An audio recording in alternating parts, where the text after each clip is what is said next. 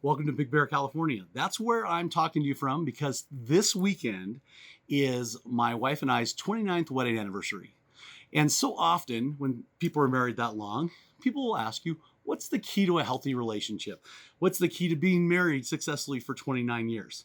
Now, in full disclosure, we've had 27 good ones, but we're going to celebrate all 29, right? But it gets me thinking, what is the purpose of communication?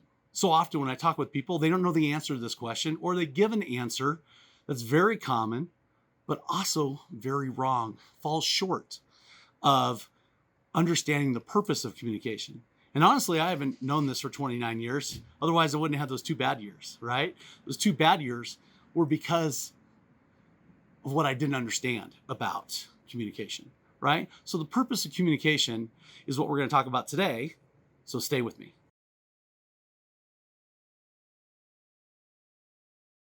So what is the purpose of communication?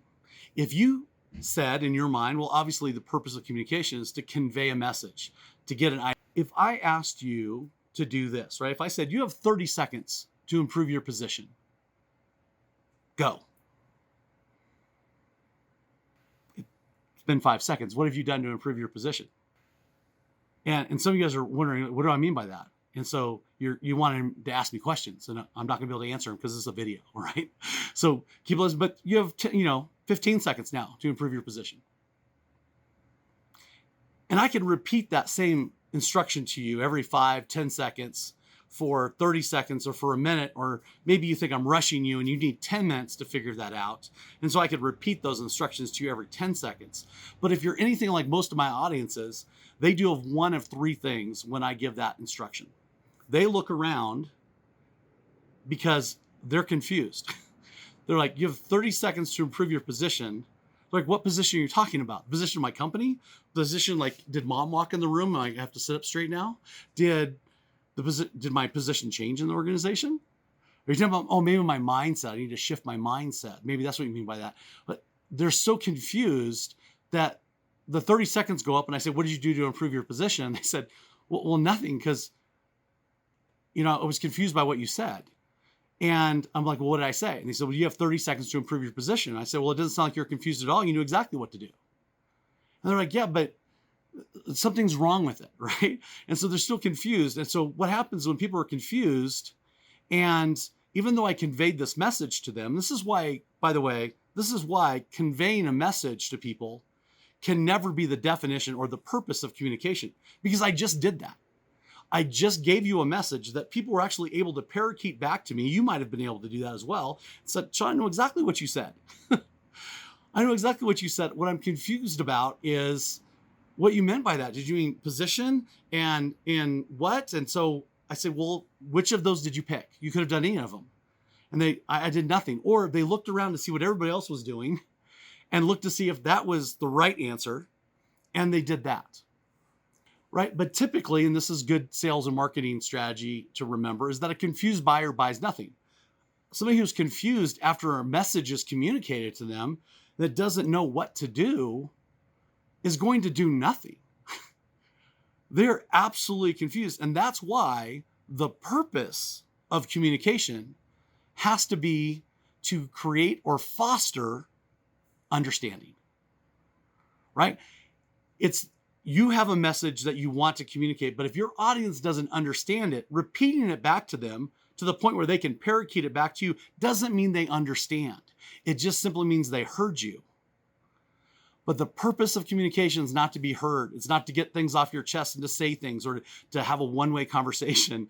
The purpose of communication is to foster understanding, which means that not only do I have to present a message that my audience can understand, whether or not it's one person that's so important in your life, like your bride or your husband or your boss, but also making the audience has a responsibility to try to understand what it is you're saying.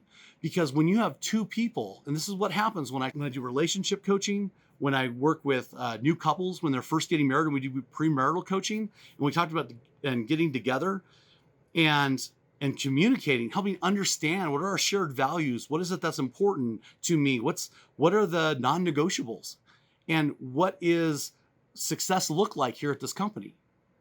Whatever the conversation is, the purpose of that communication is to create understanding. And so I want you to think about the times you've had misunderstanding in your relationships, the times that you've been confused because somebody just said something. Maybe they yelled, maybe they barked at you, maybe they were angry and upset, or maybe they just poured their heart out to you and you heard them and you want them to feel heard. And that's very important, but you don't understand. You don't understand what they said, that you don't understand what you're supposed to do as a result of hearing that. If you walk away from a communication, whether or not it's personal or professional, whether that's a multi-million-dollar deal or it's a first date,